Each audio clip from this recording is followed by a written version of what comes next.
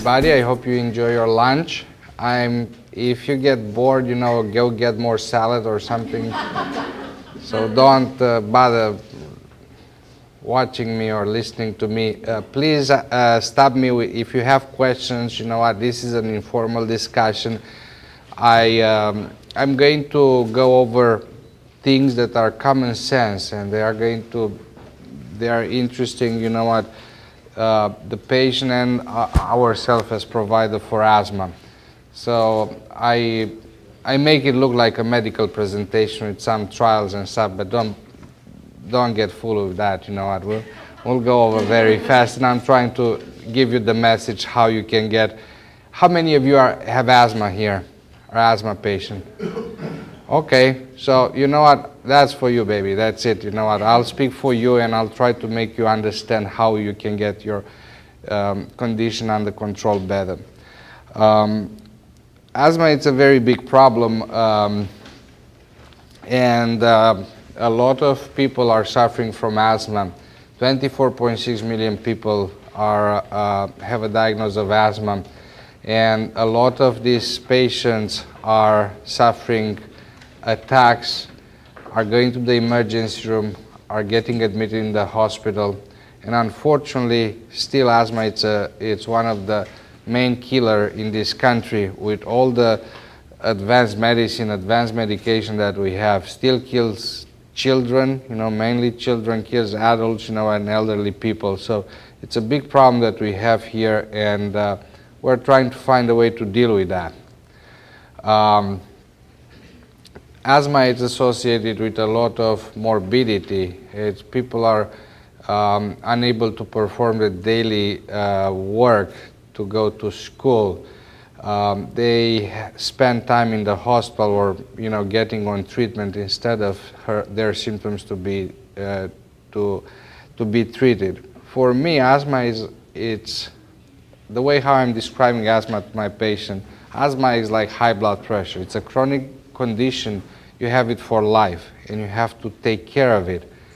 Like everybody knows how to take their blood pressure medication, this is how I'm telling my patient. Your asthma medication is your high blood pressure medication. You take your blood pressure medication not because you have a headache or you have a heart attack. You want to prevent that. That's how we have to come to a conclusion with our asthma medication, and we can avoid these, these emergency visits, missing day of school, missing day of work.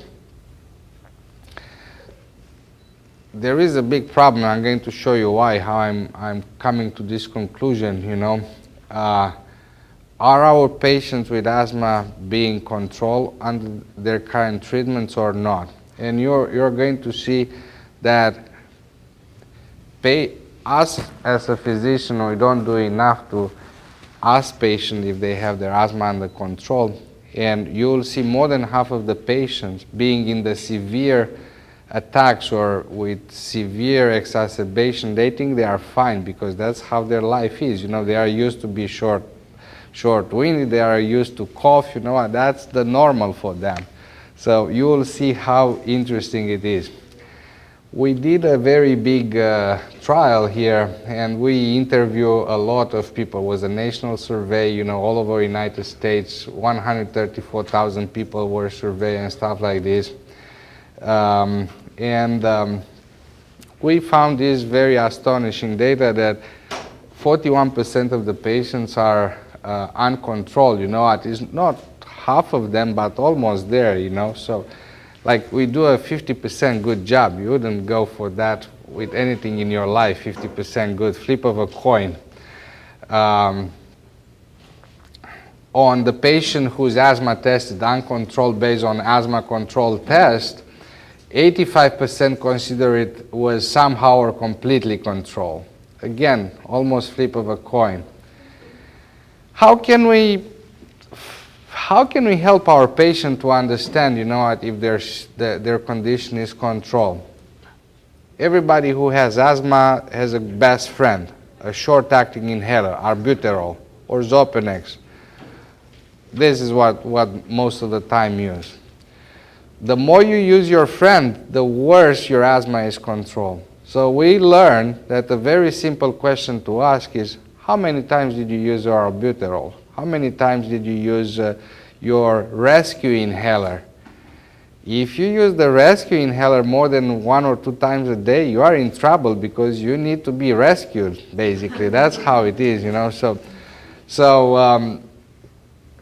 the use of albuterol, and the faster you go through 1 canister of albuterol, that means you are not well controlled at all. So there was another big trial actually done by National Institute of Health showing that actually the relationship of how many times the patient is using the albuterol, it's associated with emergency room visit, with corticosteroids use, which are not necessarily good events in anybody's life. You know what? You have better things to do than to go to the emergency room or to use prednisone. So the more you use the albuterol 2 times, I don't know if I have a, does it have a laser? Yeah. Twice a day, 3 times a day, 4 times a day, you know, that's associated with basically worse control of asthma. There was another very interesting study, how patient, and I'm going to skip a few slides, patient visiting their primary care physician for respiratory visit or non-respiratory visit. Unfortunately, the perception of the patient of their asthma control was like, again, 50-50. So basically, 58% of adults with asthma visiting a PCP office had uncontrolled asthma. Isn't it unreal? You know what? I mean, 70% of the patients with asthma, or not 70%, 60% of patients with asthma haven't had their symptoms controlled, you know. Nearly half of the patients with asthma visiting a primary care physician for a non-respiratory reason had uncontrolled asthma. So you go to check your whatever, pap smear or mammogram. Your asthma is on red. You know what? You are not going to tell your physician that your asthma is on red. So that's very sad and very bad. And we as physicians, your cholesterol is fine, Mrs. Jones. You are fine, you know what? And if Mrs. Jones doesn't tell you that she barely makes it to the mailbox, or or she doesn't request a refill for her albuterol, 3 canisters in a month, you don't realize that her asthma is poor control. So I don't know how many of you guys seen this form in your doctor's office. You are cheating. You are doing this for a living, you know what. So how many of the asthma patients have seen this thing in their doctor's office?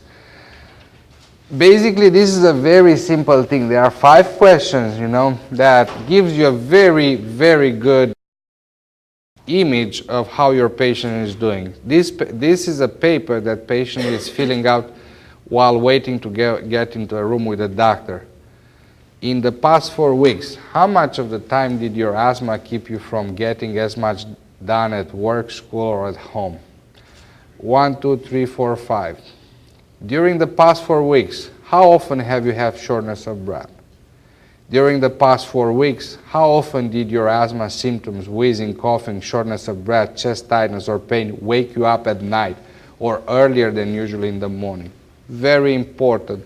We classify severity of asthma based on not solely on, but nocturnal symptoms. Extremely important question. During the past 4 weeks, how often have you used your rescue inhaler or nebulizer medication such as albuterol? How would you rate your asthma control during the past 4 weeks? Very simple test would give you a very good image of where patient stands. You know, it's like a speedometer. It's an instrument that is very cheap. You can put it in your waiting room and stuff. So I'm going to make a mission of myself to introduce this in my peers' offices, you know what, in the primary cares and stuff, you know, to educate how easy we can gather this information. So now we talk that we are not doing a good job to evaluate our patients. Our patients don't do a good job to evaluate themselves. You know what? How we diagnose asthma. Asthma is a clinical diagnosis. Asthma is a symptom diagnosis. We have blood work that we can do. We can check the immunity. We can check the IgE level. We do pulmonary function test. Again, these are numbers. The patient's symptoms are what actually makes us classify the asthma in mild, moderate, severe, very severe, you know. The patient's symptoms, the nocturnal symptoms, cough, the nocturnal use of inhalers. This is how we classify severity of asthma. So very important to talk with your patient. We don't need numbers. We don't need machines to evaluate asthma as much. Here is a stepwise approach for asthma. So most of the patients are on short-acting beta agonists, patients with very little symptoms, with seasonal allergies. More serious patients are on inhaled corticosteroids. This is medication like Asthmanex, Qvar, once or twice a day. When things are getting serious, we are getting into a combination of inhaled steroids with long-acting beta agonist, low dose or medium dose ICS. There we have 3 or 4, actually there are 3 preparations available on the market now, Advair, Symbicort, Dulera. They are good for pediatric, they are good for adults, you know what, and we have very good results. We are escalating the symptoms and we go up in these doses. Here, we, there are another steps medication. We use anticholinergic medication in these areas. Here we use leukotriene inhibitors like Singular or Accolade. Here, in this top areas of the treatment, we started to use immunological treatment. We use Xolair. Patients are starting to require steroids, intermittent or chronic steroids. So these are very sick patients that don't have a quality of life. They are dependent on very high doses of medication and very toxic medication. And as I told you, the problem is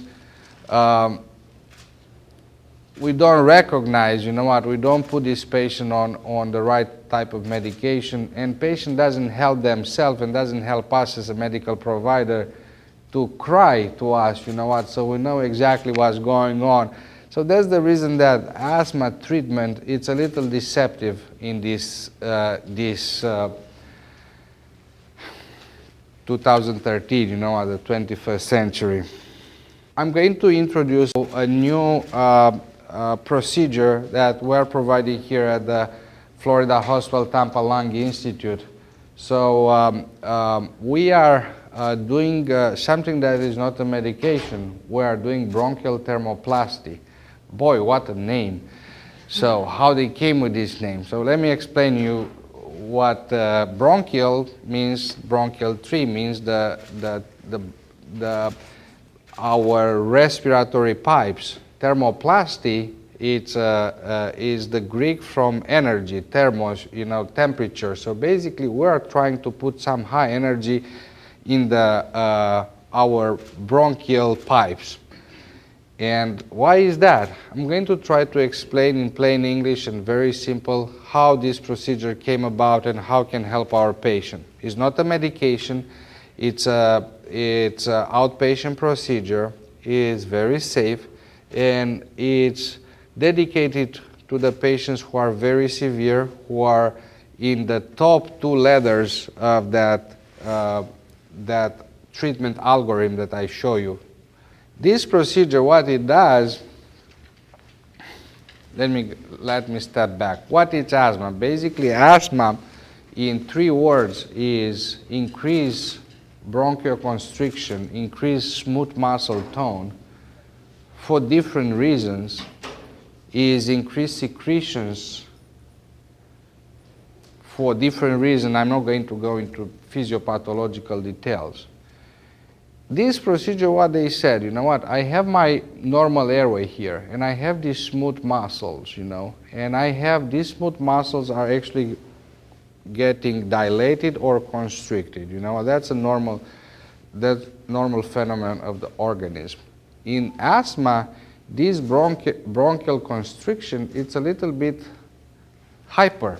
It's a little bit much more that we desire.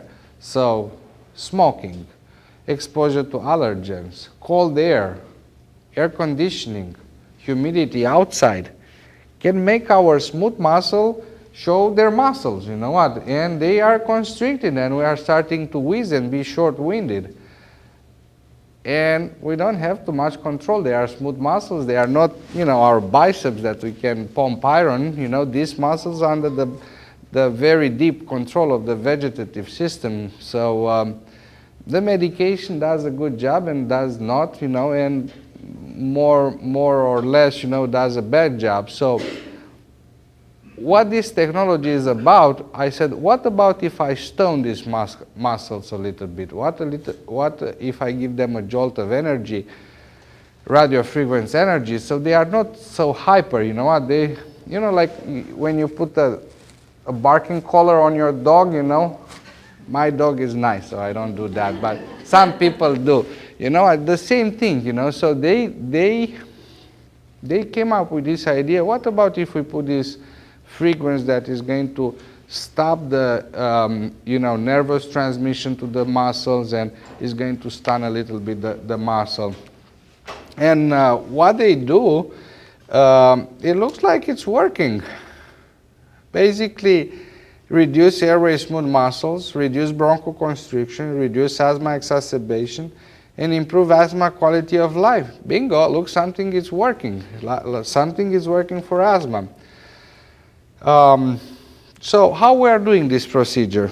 This is a bronchoscopy procedure. So we are doing a bronchoscopy. Bronchoscopy, it's an endoscopic technique that we introduce a camera with a small tube into patient bronchial tree. Nowadays we put patient to sleep, we give good anesthesia, so it's not a live procedure. It's tolerated nicely by the patient. And we're evaluating, you know what, each segment of the bronchial tree.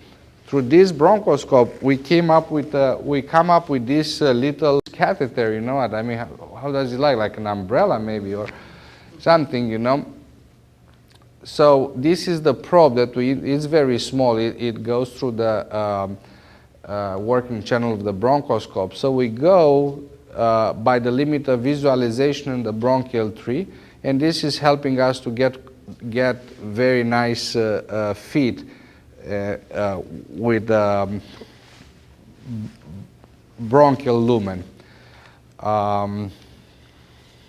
Procedure takes around 30 minutes to 40 minutes. We go slow because we give this the patient this jolt of energy. This is the generator of Allaire is the name of the company producing Boston Scientific, and it gives radio frequency signal to this device. We do 3 times this procedure. Why is that? The patient is these patients are very sick usually. Their asthma is really uncontrolled. So we basically give it to them in small aliquots. We do the right lung first, we do the left lung, and after that we do the upper parts of the lung in 2-3 weeks apart. We give them pre-medication. We give them special treatment before and after the procedure. There is a very good data. There are 800 procedures performed. There are 3 randomized control studies. There are multiple publications showing that this procedure works and this procedure is safe. In this trial show that 32% decrease in severe exacerbation, 84% reduction in ER visits for respiratory symptoms, not bad at all, you know, they almost don't make it to the emergency room. 73% reduction in hospitalization for respiratory symptoms, 66% less days lost from work, school, and other daily activities due to asthma. Not bad, these numbers are really good. I mean, really you put these patients back in track with their lives. So all these studies show there were no deaths associated with this procedure. Were there problems? Yes. Why is that? Because these patients are very sick. So some of these patients end up admitted 1 or 2 days in the hospital. Some of them have some hemoptysis, in English, spit up some blood. When you mess up with somebody's lung, it happens, you know what?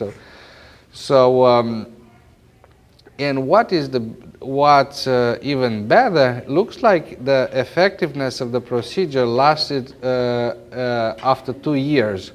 So not that great, but actually the severe exacerbation effect is reduced after it persists at 2 years.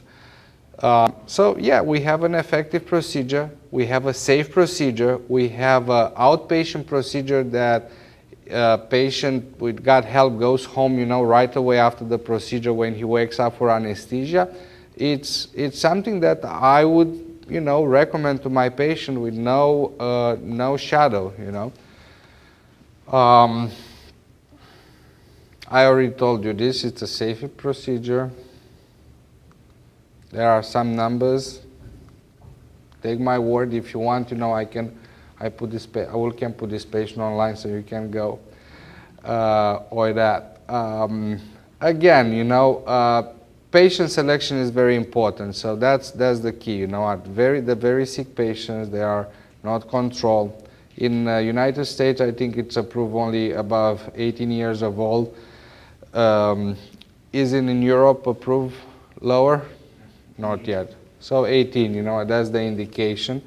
Patients who are already on high dose of medication, inhaled steroids, so on and so forth. Looks like it doesn't work with the pacemaker, defibrillator, or other implantable electronic device.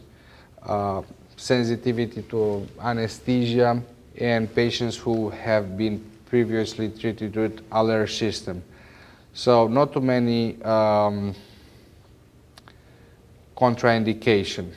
That's what we use a map when we treat it. This is the trachea, this is the right lung, this is the left lung, and we map this, you know what, we map this, and after that over here. So there are 3 stages of treatment, 1, 2, and 3. And we have this big map in front of us, and we're trying to follow the anatomy of the patient and mark, you know, how many jolts of energy we give and where and how. We came even with a good idea to take picture with the iPhone, so we can match, you know, this, you know what, and we don't miss a segment, because think about these are all these small orifices that sometimes you can miss, you know. So, but we're developing better and better technique here. There is a little problem here.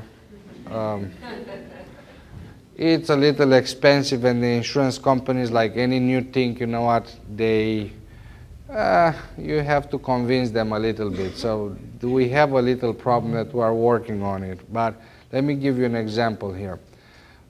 These patients are making in the emergency room 3-4 times a year. Only if you show your face in the emergency room, it's $5,000–6,000. Only if you step there, they don't do nothing, you know. That's the cost, that's the health system, you know.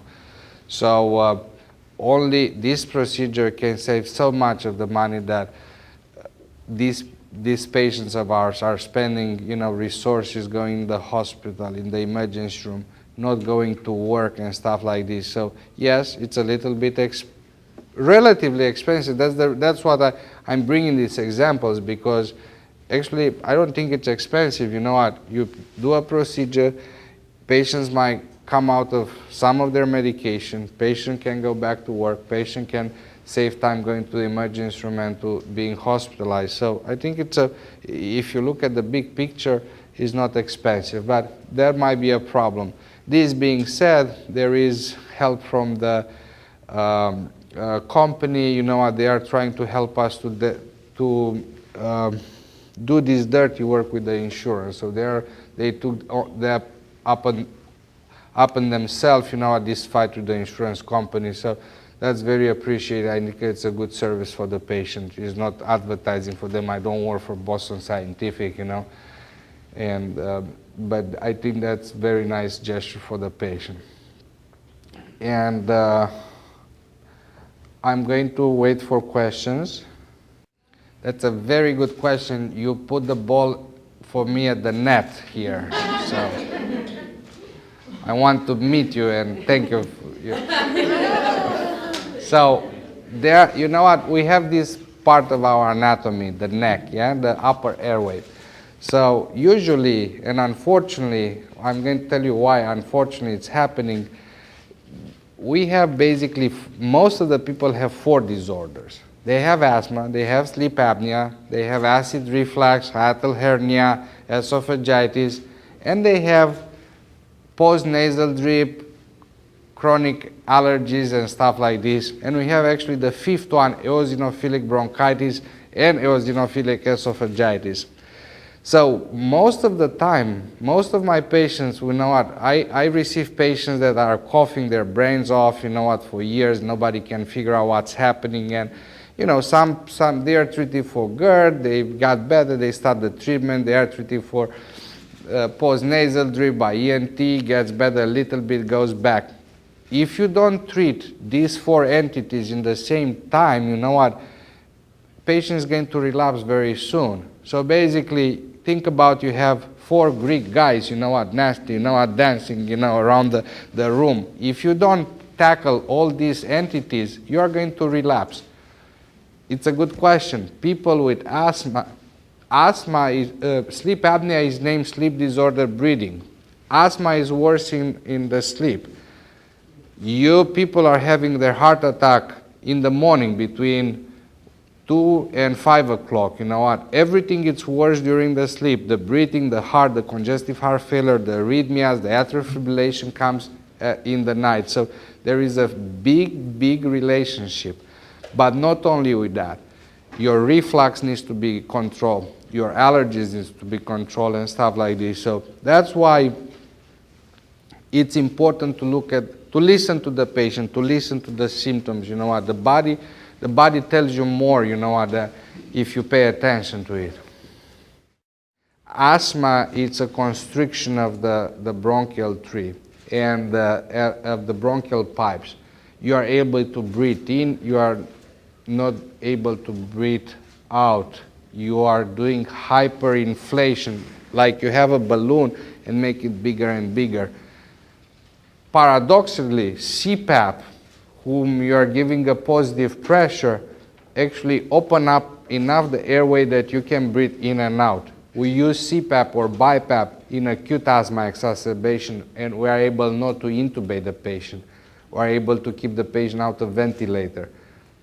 My patient on CPAP or BiPAP, they have COPD or asthma, they do so much better because you treat them. Excellent question. The question was about exercise-induced asthma. Yes, it's for real. Carl Lewis had exercise-induced asthma, and he was the world champion on 100-meter sprint, you know. And he was taking, you know what, 2 spritz of albuterol before he was running his 100 meters. Yes, it is exercise-induced asthma. It's a reality. How you diagnose that? It's poorly diagnosed because nobody thinks, let me run my patient around my office.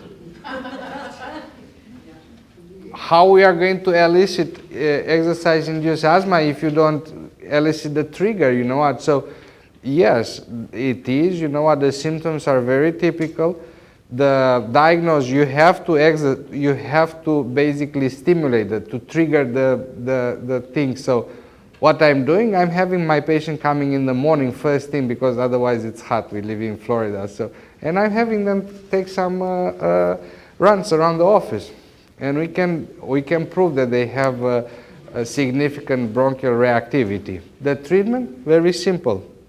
10-15 minutes going to exercise, going to the gym, running. You take 2 puffs of albuterol. Cheap. Actually, they make it expensive now. So, but that's very simple. We have a lot of patients from the base, you know. I have a lot of patients, military, Air Force and stuff. So young guys, you know, they have a lot of that. But it works. The treatment works very well.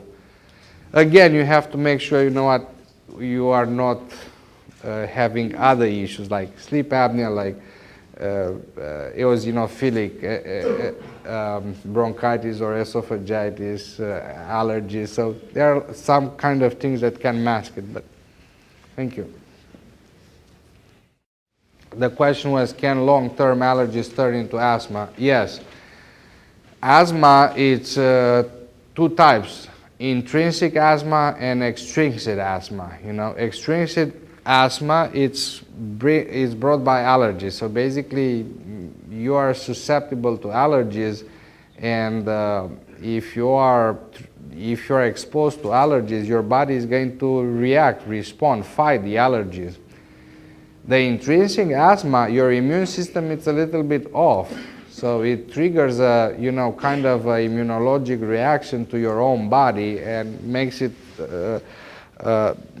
work against you, basically.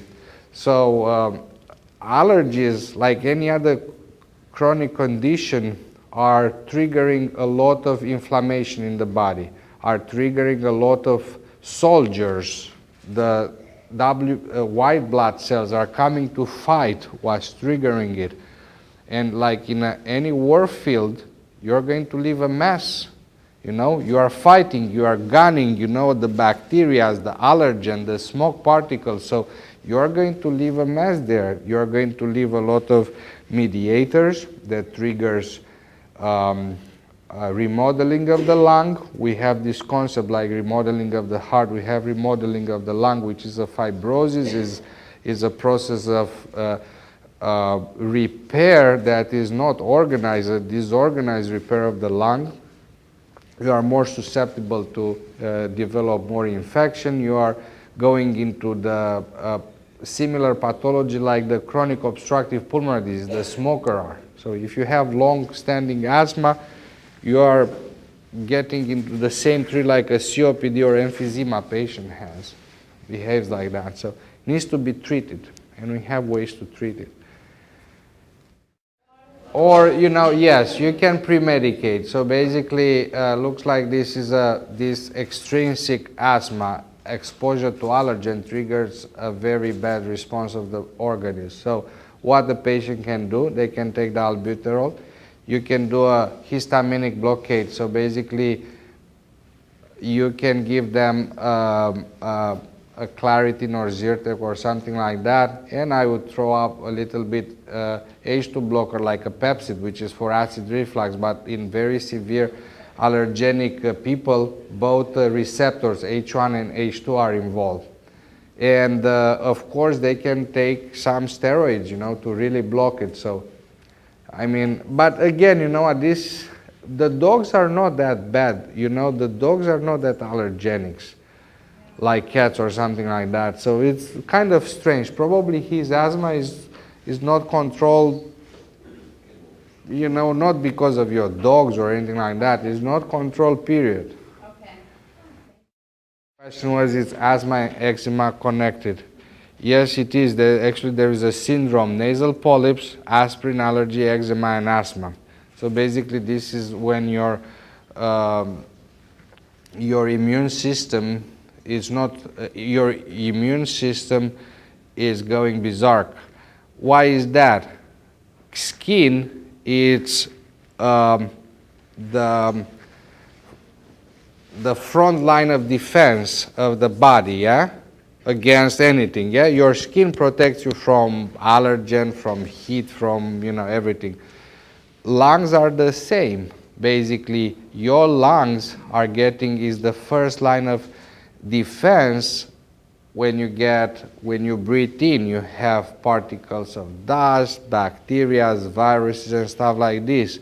And there is, although you say, what's the connection between the lungs and the skin? I just mentioned that is the first line of basically contact and defense of the body. So there are similar mechanisms of immunity that are shared by our body. That's the reason that people with asthma have bad eczema, or they have aspirin allergy. Why is that? I don't know. It's a genetic thing, but there is a syndrome. It's a triad that actually it's very well known like that.